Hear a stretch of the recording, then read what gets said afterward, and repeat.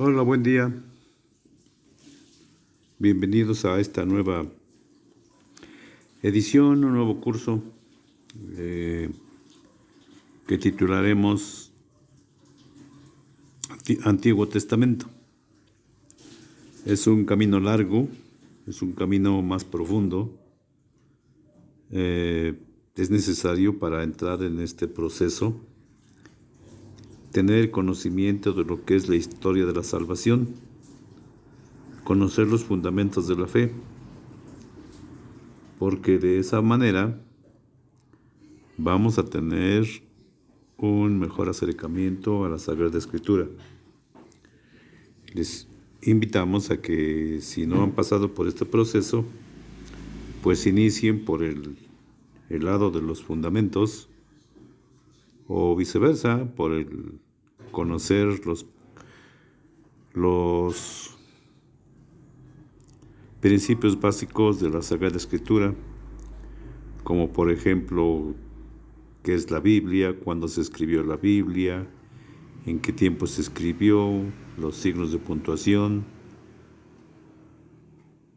para tener ya un poco más facilidad, más experiencia en el manejo, en el uso, en la interpretación de este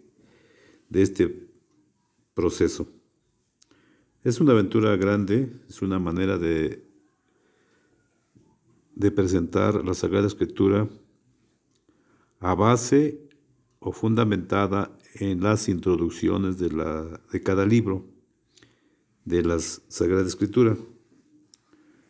Hemos tomado como base, como fundamento, las introducciones de cada libro de la Biblia, Casa de la Biblia. Pero también les puede ayudar las introducciones de la Biblia de Jerusalén, de la Biblia de América, de la Biblia latinoamericana y todas aquellas versiones que tengan introducciones. Hace falta tener un poco de conocimiento en los comentarios también, son interesantes, porque eso nos ayudará a comprender. De lo contrario, podríamos caer en errores. Es también interesante que nosotros estemos atentos, porque estas reflexiones pudieran parecer que nos distraen de lo que enseña la Iglesia, pero en sí no es cierto. Entonces, lo que se pretende es mirar a la Sagrada Escritura desde otro punto de vista. Puede haber mejores cursos, mejores procesos, mejores reflexiones, eso ni dudarlo. Este proceso no se opone a ello, más bien es experiencia, conocimiento, y si tú estás interesado en esto, entonces te invitamos a que estés atento, a que no descuides detalles. Aunque parezcan desconcertantes, no debemos de perder la fe.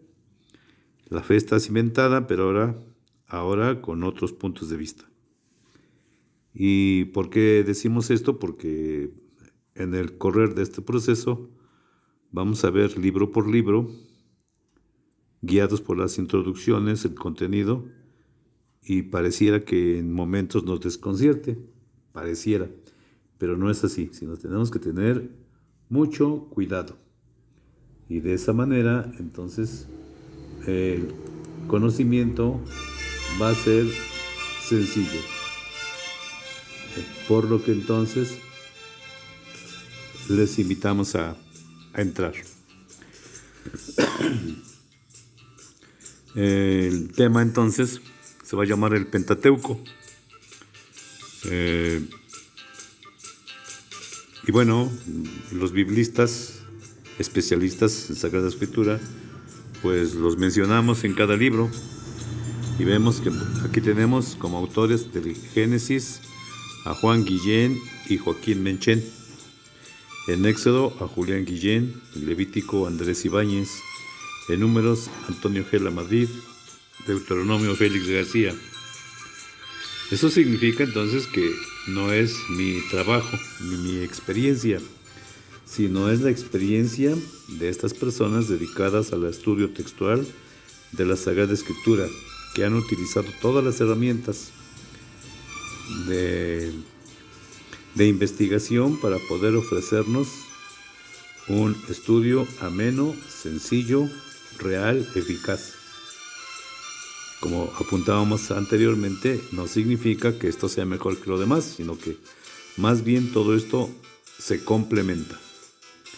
Entonces, si no tienen objeción, pues encomendémonos a Dios, pongámonos en su presencia para que sea Él, a través de este estudio, de esta reflexión, entrar en un viaje con Él por el mundo del Antiguo Testamento. Los temas se van a distinguir, aunque estén revueltos, en alguna página de internet, en YouTube, en Facebook, que es donde están.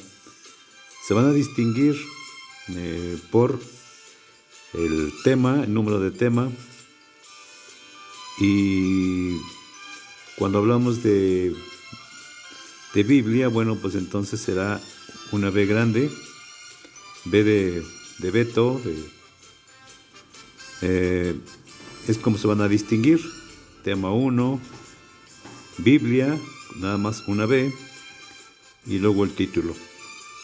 Y de esa manera, aunque estén revueltos, cada uno los podrá distinguir. Bueno, pues entonces vámonos con esta imagen a entrar en el proceso del Antiguo Testamento. ¿Qué vamos a descubrir en este proceso? Bueno, vamos a ir descubriendo a Dios como autor de todo cuanto existe, que nos debe de quedar claro. Eso sí, nos debe de quedar claro que Dios es el autor de todo cuanto existe. Así que eso no lo debemos de perder de vista. El estudio de la Sagrada Escritura no nos hace más grandes que Dios. Al contrario, nos debe de hacer más sencillos, más humildes, y siempre debemos de comprender, entender que la invitación del proyecto, el llamado a conocer la Sagrada Escritura es de Dios. Por lo tanto, aunque conozcamos mucho de Sagrada Escritura, debemos de recordar que el trabajo es de Dios, la palabra es de Dios, y nosotros somos unos simples repetidores que por mucho que sepamos no somos más grandes que Dios, y eso debe de quedar bien claro. Así que bueno, pues vayámonos así como que adentrando, y veamos cómo Dios ha creado todo y de cómo ha educado Dios al hombre a lo largo de los siglos, a lo largo de las culturas. Bueno, pues sigamos en ese vuelo hacia el mundo del Antiguo Testamento. Entonces miraremos desde que Dios creó el cielo y la tierra hasta nuestros días.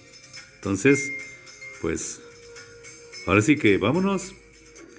Tú dirás si deseas acompañarnos o prefieres quedarte contemplando cómo Dios habla y nosotros permanecemos indiferentes, o nos vamos a la aventura con Él. Bueno, pues allá vamos en este viaje espectacular de la mano de Dios. Lo primero que vamos a comprender es que así como aquí en México tenemos una constitución política de los Estados Unidos mexicanos que rige a todos los compatriotas para la sana convivencia, para vivir en la paz y en la unidad, así también Dios tiene unas leyes, unas normas que nos invitan a eso. Y este conocimiento, este proceso lo vamos a descubrir en la Sagrada Escritura, o sea, en la Biblia. Y en la Biblia vamos a alcanzar a descubrir desde el inicio cómo, aunque no habla con la palabra fe, pero se vislumbra, se deja percibir, se entiende, es decir, tenemos que aprender a mirar las cosas que no se ven, pero que están en la Sagrada Escritura. Y entonces te invito a que leas la Escritura atentamente, porque ahí se encuentra la verdad y nada más que la verdad, pero la verdad sobre Dios. Entonces, significa entonces que no voy a presentar lo que creo, lo que pienso, lo que me dicta mi conciencia, sino solo y nada más que lo que Dios dice. Entonces vamos a descubrir ya por el libro del Génesis, en el capítulo 12, la fe de un pueblo en Yahvé. Pero desde el primer instante de que fue creado el hombre, desde ese momento aparece la fe. Y lo podemos mirar ahí con Adán y Eva, luego con Abel y Caín, luego lo veremos con Noé, y luego lo veremos con Abraham, con Isaac, Jacob, Moisés, y así sucesivamente. Como desde el principio aparece la fe, y ya por el capítulo 2 del Génesis decía, entonces ya va a aparecer la fe de un pueblo que tiene fe en Yahvé. Y está orientado esa fe al Dios que crea y que libera. Y donde descubriremos que Dios es la fuente de bendición y también el pueblo para los demás pueblos de la tierra. Es decir, Dios se revela, se manifiesta a un pueblo y desde ahí, como una explosión, surge esa bendición, ese conocimiento, esa gracia hacia los demás pueblos. Bien, entonces, Dios es el que elige al pueblo, es el que le bendice y protege.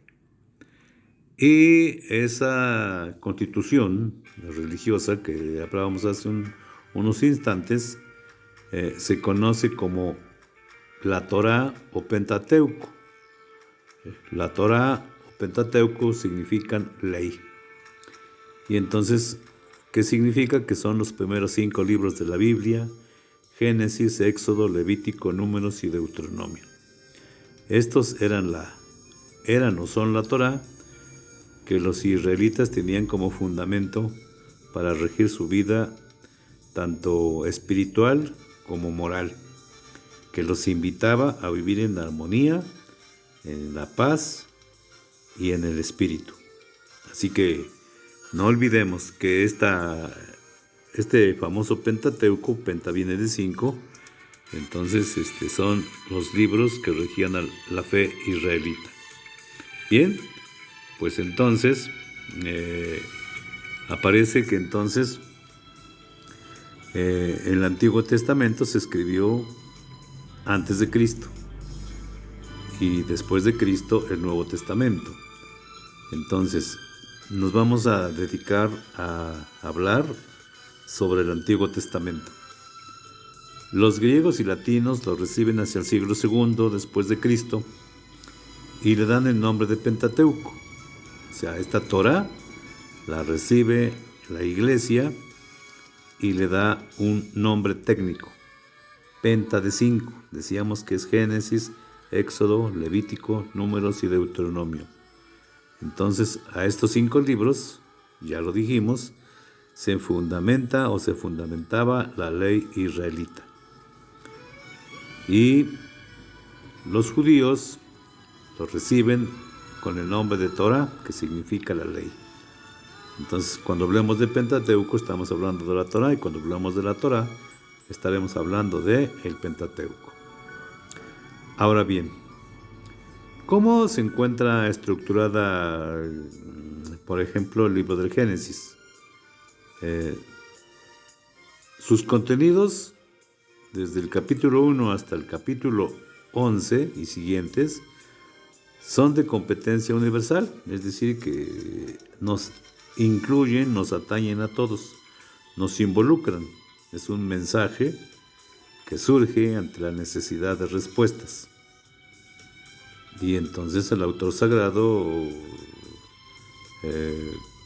se pone a pensar, escucha reflexiones de otros pueblos y le dan un sentido religioso a esas pensar, esos conocimientos de pueblos paganos, y les dan un sentido religioso y da como resultado la fe en Yahvé. Entonces Génesis 12:50 ya recoge tradiciones sobre los patriarcas, Abraham, Isaac y Jacob. Entonces así es como más o menos viene compuesto. El libro del Éxodo tiene un objetivo: hacer nacer y fortalecer la fe del lector en Yahvé como único Dios. Entonces nos vamos entendiendo. En los temas anteriores, sobre todo de fundamentos, que es la Biblia, pues mencionábamos que la Biblia intenta educarnos en la fe, en el único Dios. Y efectivamente es lo que hace el libro del Éxodo: hacer nacer y fortalecer la fe del lector en Yahvé como único Dios. Es decir, los acontecimientos que se narran tienen como fundamento la acción liberadora de Dios. Y entonces todo nos va orientando a distinguir a Dios por sobre todas las cosas como autor, como dirigente de la historia, de los acontecimientos, como creador del ser humano, y en él se encuentra orientada la fe. ¿Cuál es el fin? Mejor convivencia dentro del pueblo. Y en Kadesh y Moab, lugar donde se proclama el código deuteronómico. Entonces, esto tiene una historia, una secuencia en el cómo nos los narran. Una historia, digamos, sencilla, entendible, que todos pudieran comprender, pero que así como está, no sucedieron las cosas, sino que se fue dando con el tiempo. Y bueno, lo veremos más adelante. Todo esto hace pensar que, o así lo entendieron los antiguos, que Moisés era el autor de ese famoso Pentateuco. Entonces, así, con esa creencia aceptaron los primeros cristianos, o sea, la iglesia primitiva, el canon del Antiguo Testamento. Y hasta el siglo XVIII se pensó y se pensaba que Moisés era el autor de los 5 libros. Pero surge un inconveniente.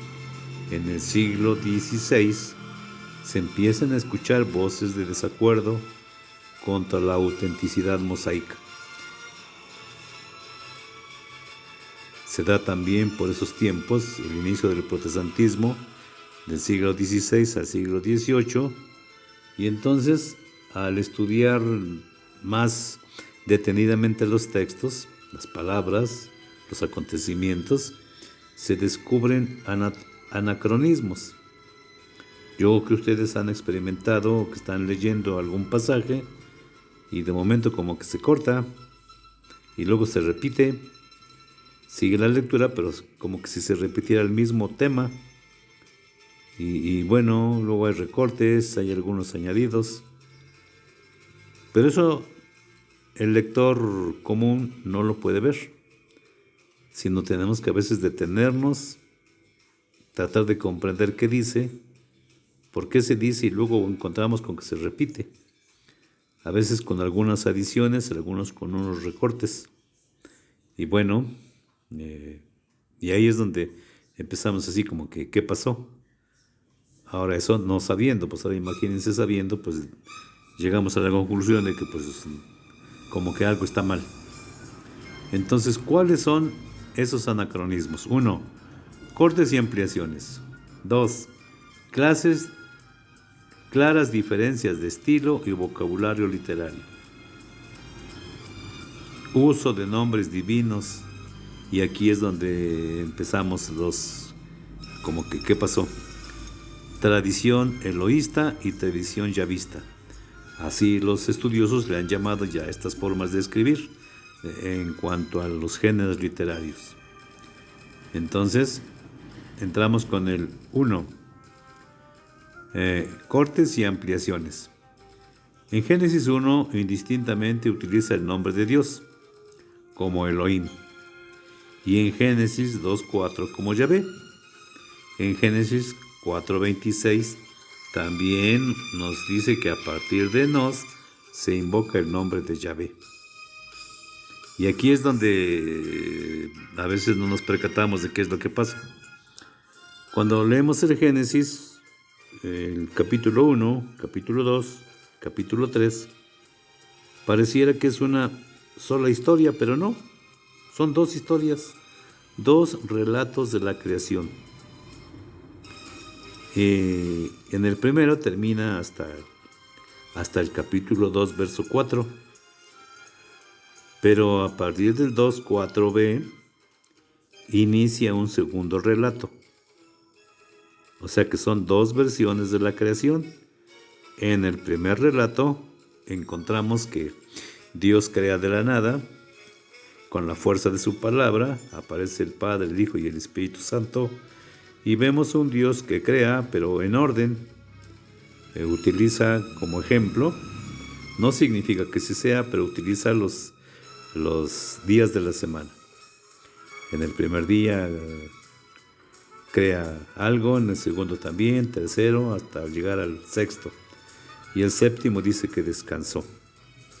Ya por el capítulo 1, verso 26, una vez que ya está creado el cielo y la tierra, entonces ahora crea al hombre para colocarlo como rey de la creación, le da poder, lo bendice y le invita a la fecundidad, ya por el verso 28. Y bueno, termina el relato de la creación, pero después inicia otro. En ese relato ya es un poco diferente, ahí ya no habla de la creación de Dios, sino ahí habla ya de la aparición del hombre y de cómo el hombre ya se encuentra en el paraíso, y entonces ahora tiene poder el hombre, tiene poder, y con ese poder le pone nombre a todas las cosas, animales, pero se encuentra solo y entonces aparece una mujer del costado. Utilizamos el nombre de costilla, pero en la práctica es costado. Y nos dicen los estudiosos que eso se llama una hipérbole, o sea, una manera de decir las cosas, de expresarlas. Y entonces, ya nos está hablando de otra cosa. Ya vemos ahí surgir que el hombre y la mujer son felices, platican con Dios, tienen acceso directo, no hay picaporte. Pero entonces ahí viene una prueba de fe, una prueba de amor, que nos hace comprender que Dios nos crea, pero nos deja en libertad de elegir. Hay una prohibición de comer del árbol del conocimiento del bien y del mal, y entonces al existir esa prohibición, el hombre desobedece, el hombre peca, el hombre no confía en su creador, y entonces le va a acarrear una consecuencia que miramos en el capítulo 3. Bien, hasta ahí. Pero el asunto es ese. Y entonces encontramos, ya en nuestras Biblias modernas ya no, pero sí vienen traducidas y escritas con distinto tipo de letra. Encontramos letra grande, letra pequeña y letra cursiva. Y eso nos ayuda a comprender el sentido o el lugar que ocupan las tradiciones yavista, eloísta, deuteronomista y sacerdotal. Hablaremos un poco más adelante de ello. Entonces,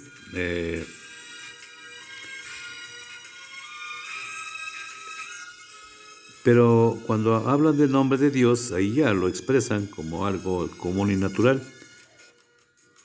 Pero al leer Éxodo, entonces nos damos cuenta que es hasta Moisés cuando Dios le revela su nombre a Moisés, en Éxodo 3, 13 al 15. Y entonces, ¿cómo entender esto? Si Dios revela a Moisés su nombre hasta 1250 años antes de Cristo, ¿cómo es entonces que en Génesis ya se habla del nombre de Dios, o ya sea de Elohim o de Yahvé, si todavía no se conocía el nombre de Dios? Bueno, también dentro de los anacronismos que veíamos, también se habla de cananeos en tiempo pasado, hechos, nombres, fechas posteriores a Moisés. Y entonces nos lleva a una conclusión. ¿Cómo? ¿Cuál es el resultado? Que no fueron escritos por Moisés. Encontrando, por ejemplo, Deuteronomio, la muerte de Moisés. Es inconcebible que alguien, antes de morir, describa lo que va a suceder. Digamos que eso es impensable. No dudaríamos que Moisés haya escrito los libros, pero no puede hablar acerca de su muerte y de cómo fue enterrado y a dónde. Entonces eso hace pensar, esto no lo escribió Moisés. ¿Sí? Por ejemplo, se narra una lista de reyes en Génesis 36-31. Y los reyes existieron, sí, pero hasta el año 1000 antes de Cristo. O sea que del Génesis estamos hablando de mucho tiempo atrás y ya aparecen ahí unos reyes. Bien, también aparece la ciudad de Dan en Génesis 14:14, es otra cosa que tampoco concuerda. Bien,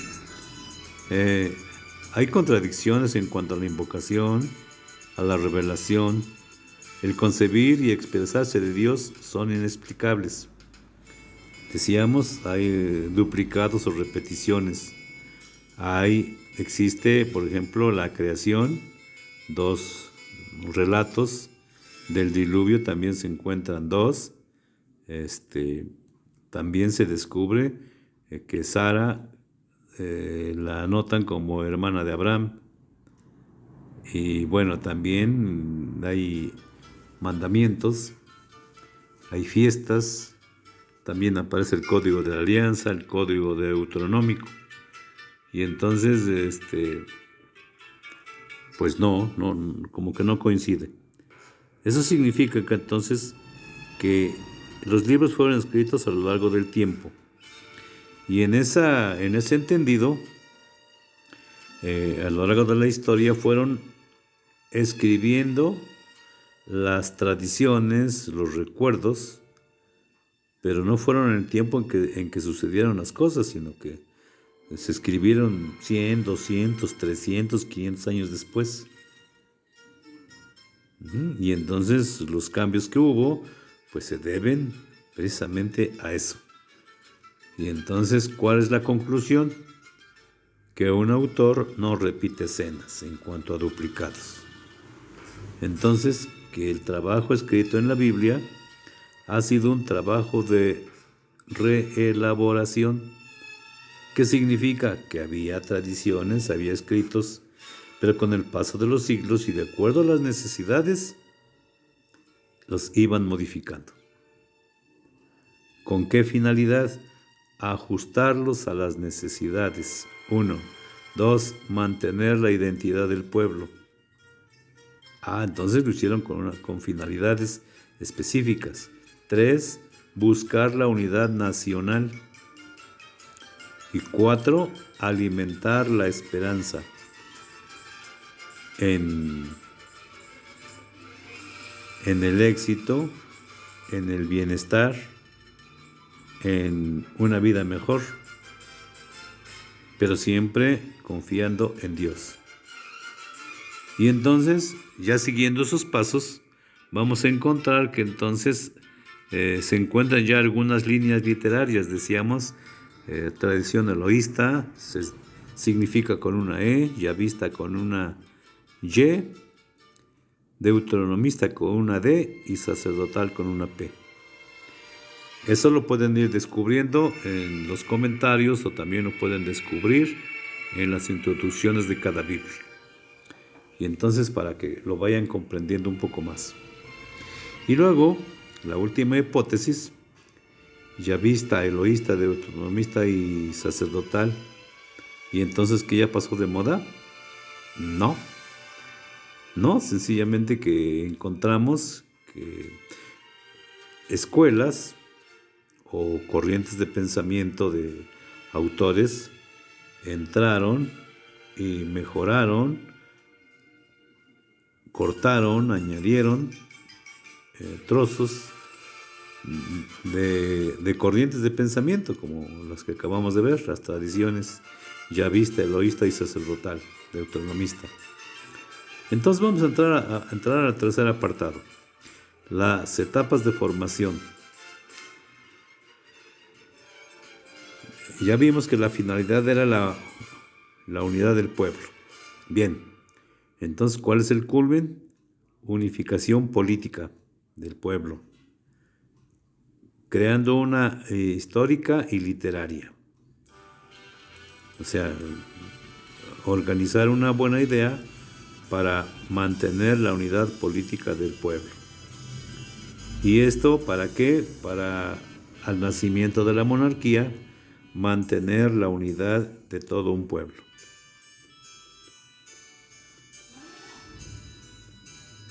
Entonces, dicho de otra manera, tuvieron que crear unos héroes, en este caso espirituales, héroes en la fe, para lograr ese objetivo. Y entonces se valieron de la experiencia histórica que habían vivido los antepasados para crear un marco, orden jurídico constitucional que les diera identidad, una fe, una tierra. Es así lo que les parece utilizaron los recuerdos anteriores. Existe también otra hipótesis documentaria, yavista eloísta, que se entiende como tradición jehovista. Y entonces descubrimos al leer la vocación de Abraham, Génesis del 12, del 1 al 3. Entonces, que si existió o no existió, ese es otro apartado. Aquí lo importante de este texto es crear a partir de una experiencia un héroe nacional que llevara al lector a la fe en el único Dios, el que llama, el que conduce y el que libera. Entonces encontramos en eso 12 del 1 al 3 para sumarse a la unidad y confianza en Yahvé, también para recibir bendiciones divinas. Eso es lo que vamos a encontrar en este apartado. En el cuarto segmento apartado, nacimiento de las tradiciones. Ahora sí, yavista, deuteronomista, eloísta y sacerdotal. Fue un trabajo de la corriente deuteronomista utilizar el final de la monarquía y la reforma de Josías. Por eso les decíamos que era necesario que conociéramos un poco la historia de la salvación para ir situando en el tiempo. Pero eso lo podemos subsanar. Si ustedes van en algunas Biblias al principio, pero la mayoría al final, hay un apartado en la Sagrada Escritura que nos habla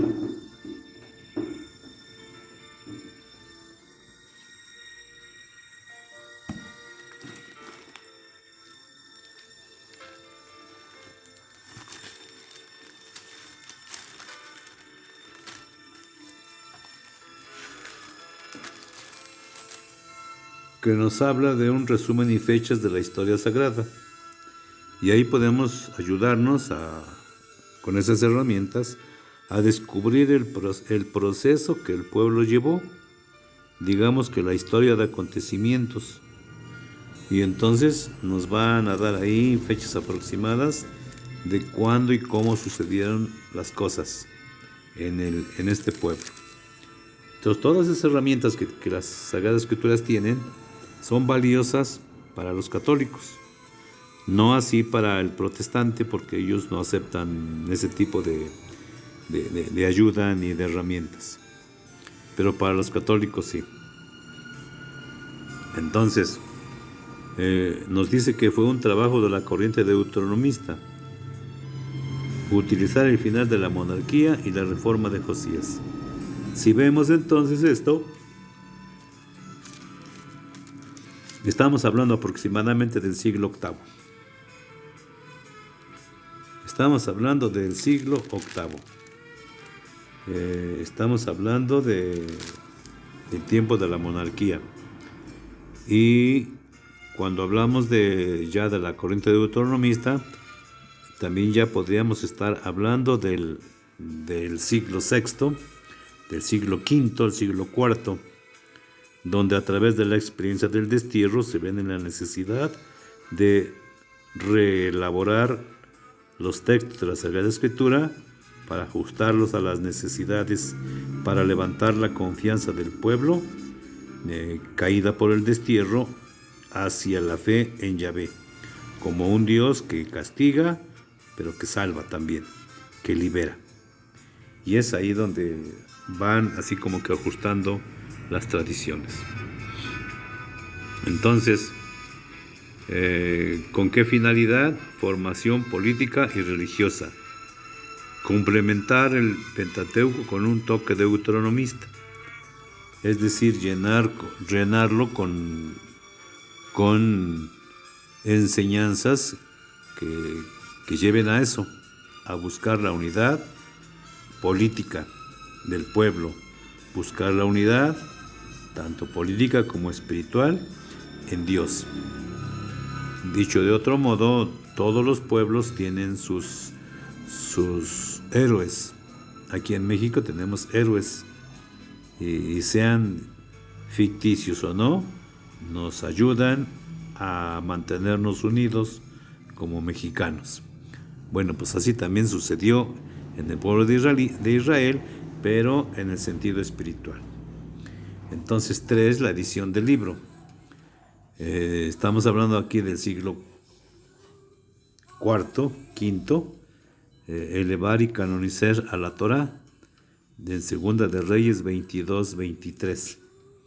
Tenemos que leer el capítulo 22 y el capítulo 23 para comprender cómo la ley la hacen en contradiza y la elevan a rango constitucional, y donde todos a una sola voz deciden ordenarse, es decir, obedecer. La escuela deuteronomista modificó los libros Éxodo, Números y en menor grado el Génesis. ¿Por qué lo hicieron así? Porque les preocupaba la pérdida de identidad nacional.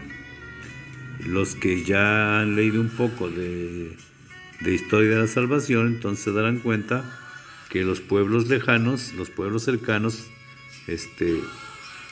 tenían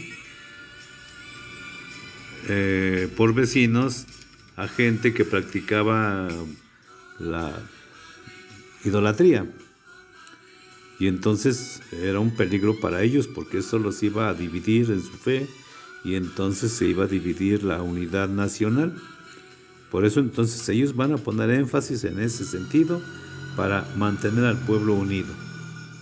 Un pueblo, un solo Dios, un santuario, una ley y una tierra.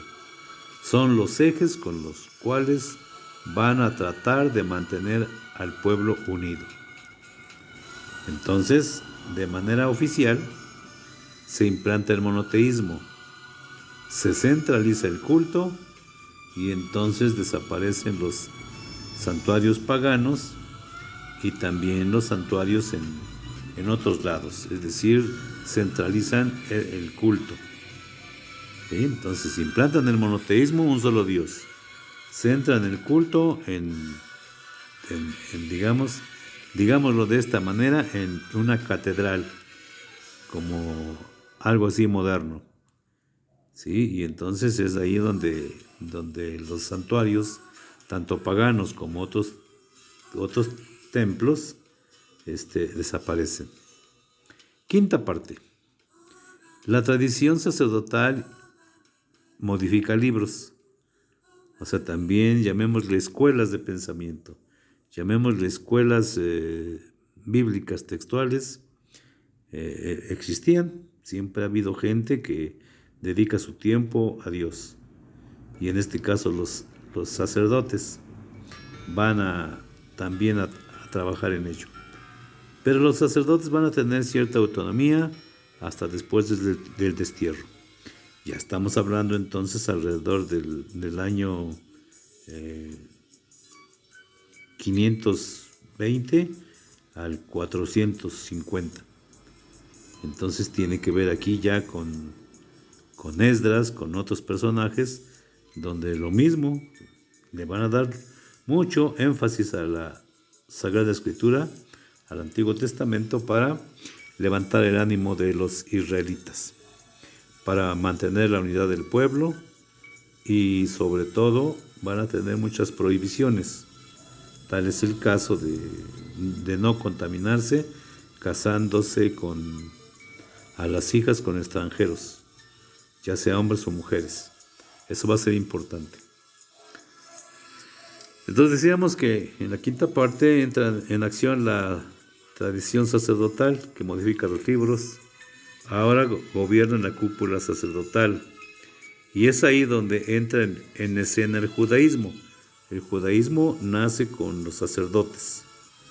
Esos sacerdotes que mataron a Cristo, bueno, pues esos nacieron 500 años antes de Cristo, y ellos, de alguna forma, escribas y fariseos, son los grupos que van a permanecer en el poder, digamos que medio milenio.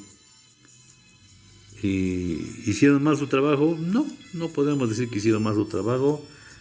A lo mejor exageraron un poco, pero hicieron un buen trabajo porque mantuvieron la fe del pueblo. ¿Sí? Entonces ahí como entra el judaísmo. ¿Y por qué lo introdujeron? Porque había una gran crisis de identidad nacional. Sí, es idéntico ahora. Unos que creemos en Dios y otros que no creemos en Dios. Y entonces los gobernantes pusieron las pilas y trataron de mantener la fe en Yahvé. Y entonces obligan a la tradición sacerdotal a realizar una profunda revisión de los escritos. Y entonces al hacer una revisión va a haber una actualización y una modificación del Pentateuco. Podríamos decirlo sin equivocarnos que fueron una de los últimos retoques que le hicieron al Antiguo Testamento. Entonces ya vimos que los textos del Pentateuco contienen textos que se repiten, hacen hablar a Dios,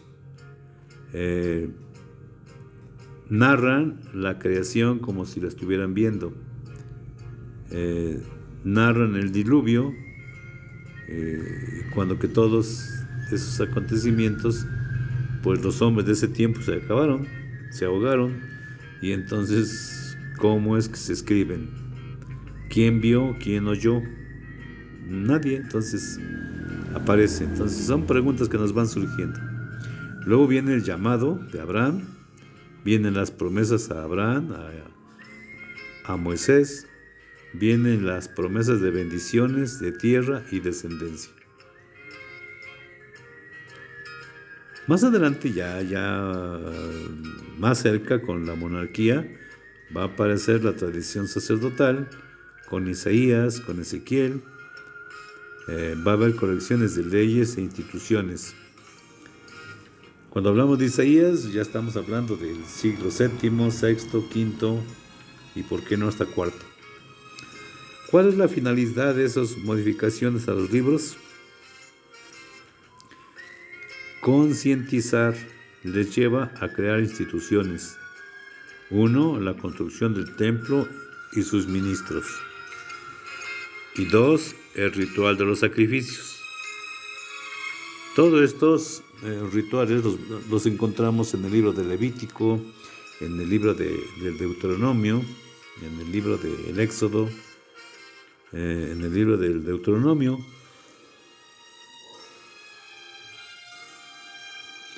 Entonces nos hace pensar que es impensable, nos hace pensar lo impensable, que si el pueblo estaba en el desierto, seguramente que no tuvieron templo, que no tuvieron leyes, que no tuvieron sacerdotes. No había. Entonces, ¿cuándo empezaron a existir los sacerdotes? Hasta que estuvieron asentados. Y eso significa que fue muchos años después.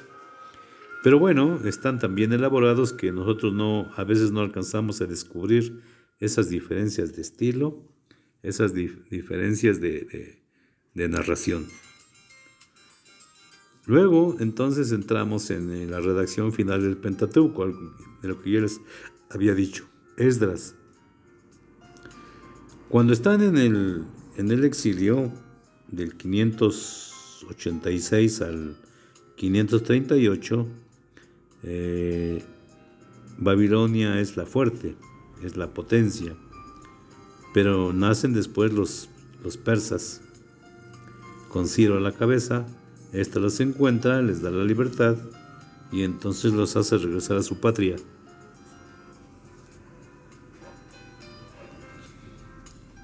Y al regresar a su patria, encuentran todo destruido, pero les mandan al sacerdote Esdras para que éste inicie los trabajos de reconstrucción y de animar al pueblo.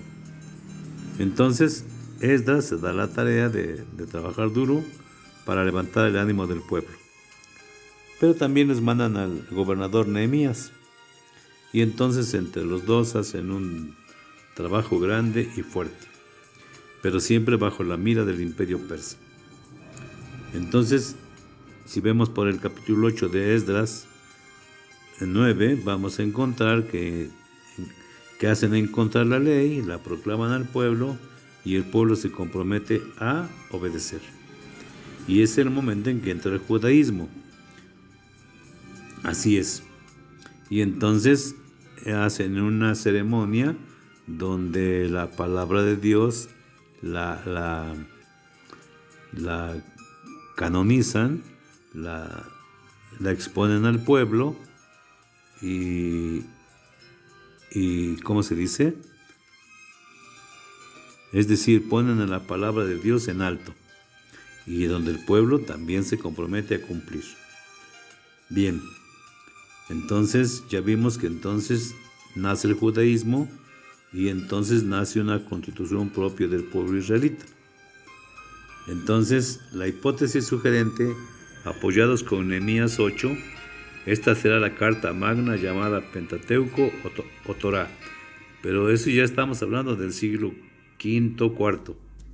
Ya estamos por ahí. Sexta parte. La teología del Pentateuco, historia y su ley. Dios es el primero que actúa. La obediencia del pueblo a la ley de Dios y diálogo entre Dios y el pueblo. Esa es la teología del Pentateuco. Cómo surge la ley, cómo es su historia y hacia dónde está orientada. Y nos damos cuenta que Dios es el primero que actúa. La obediencia va a ser indispensable, la obediencia del pueblo a la ley de Dios. Y entonces notamos cómo hay un diálogo entre Dios y el pueblo. Las intervenciones más grandiosas de Dios van a aparecer como la liberación del país de Egipto en Éxodo. En Números van a narrar. Digamos que va a ser el acontecimiento más grandioso. Y eso le va a dar certidumbre a las tradiciones. Eh, el Éxodo es tan importante que interpreta los demás acontecimientos. O sea, la liberación del pueblo y el Éxodo, el caminar. Es donde a través del esfuerzo, del trabajo, es como se logran los objetivos. Por eso entonces será importante. ¿Cuál es la conclusión de este apartado y sentido cristiano? Bueno, para nosotros hoy salir de nuestro entorno actual para emprender la aventura. Estamos hoy nosotros muy cómodos.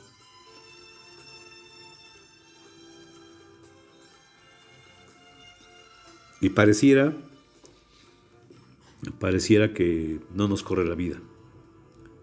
Pero no. Vemos cómo por los medios nos damos cuenta cómo se cometen grandes injusticias y los que nos llamamos católicos pues estamos durmiendo en nuestros laureles. Entonces recorramos el Éxodo, el libro del Éxodo, y nos vamos a dar cuenta de las injusticias y donde Dios llama al libertador, a Moisés. Y entonces, ¿quién es Moisés? Pues un simple ser mortal. Pero también a ti te llama Dios para que en el lugar o medio donde vives también hay injusticias y para que levantes la voz, porque Dios quiere emprender contigo una aventura de liberación y es a través de ti donde lo podrá hacer. Entramos en la séptima parte, bendición, alianza. Esa es obra del yavismo. Y entonces, ¿cómo se llama Dios? Se da a conocer como yo soy el que soy. La parte larga. Entonces, y en esta exposición de bendición hay una promesa, hay un cumplimiento, una bendición y una alianza. ¿Dónde encontramos las promesas? Desde el libro del Génesis, desde el capítulo 12, 14, 15, 16, 17, 18. Dios invita al hombre, en este caso a Abraham, a caminar en su presencia. ¿Qué significa caminar en su presencia? Caminar en la obediencia de sus mandamientos. Porque le promete una descendencia, le promete una tierra, le promete una descendencia numerosa. Es decir, una bendición. El hombre va a ser bendecido con hijos. Pero también le propone una alianza. Yo seré tu Dios y tú serás mi pueblo. Y entonces vemos aquí en el número 1, descendencia numerosa, se cumple en Egipto. Cuando Jacob y sus hijos entran en Egipto, son un total de 70 personas. A lo largo de 430 años se va a volver un pueblo que los egipcios les llegan a tener miedo. Y esa es la razón por la cual los esclavizan, los explotan.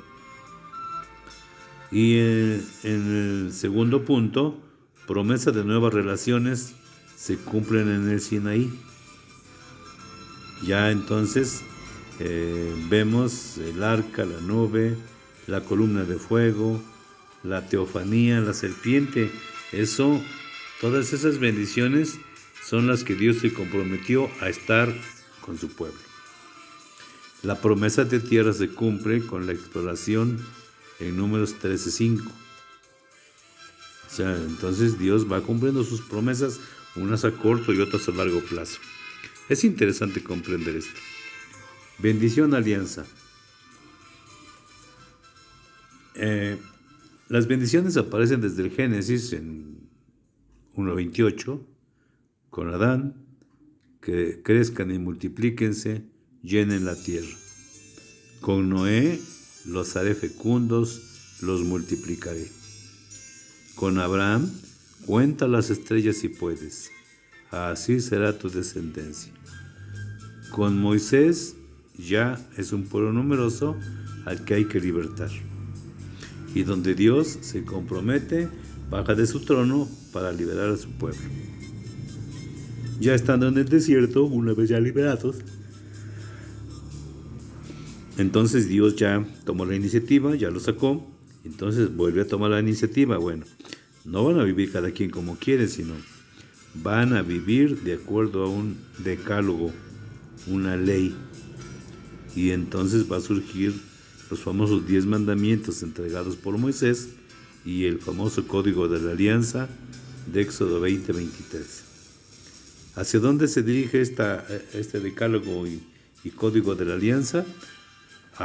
El rito de la alianza nos lleva a exigencias, a compromisos, a bendiciones y maldiciones. ¿Qué queremos decir esto?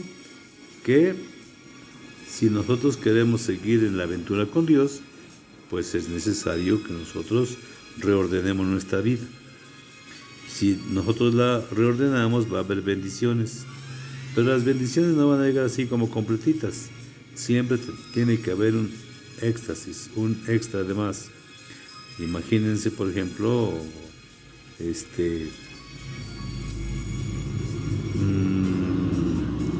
invita, por ejemplo, a crecer y a multiplicarse, pero para eso hay que casarse y entonces hay que seguir unas normas. Entonces tenemos que ir así como caminando. Pues bueno, aquí para no ser muy largo, les preguntamos qué les pareció el viaje. A grandes rasgos, solo así.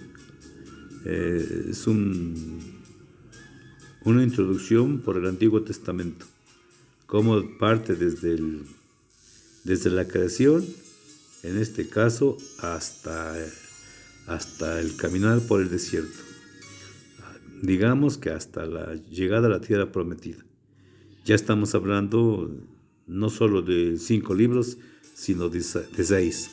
Génesis, Éxodo, Levítico, Números, Deuteronomio y también Josué. Josué, porque con Josué es donde llegan a la tierra prometida. Entonces también estaríamos mirando otro problema grande que pareciera que no debiera llamarse Pentateuco, sino Hexateuco. Es decir, no 5 libros ni 4, sino 6 libros. Bueno, pues entonces son preguntas que nos quedan en la cabeza.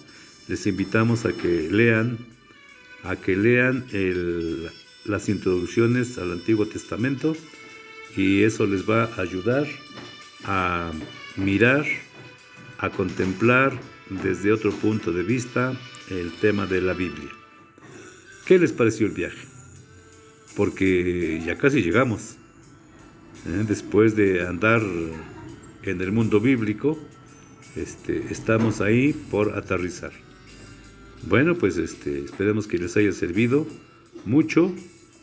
Gracias por viajar con nosotros y este viaje continuará.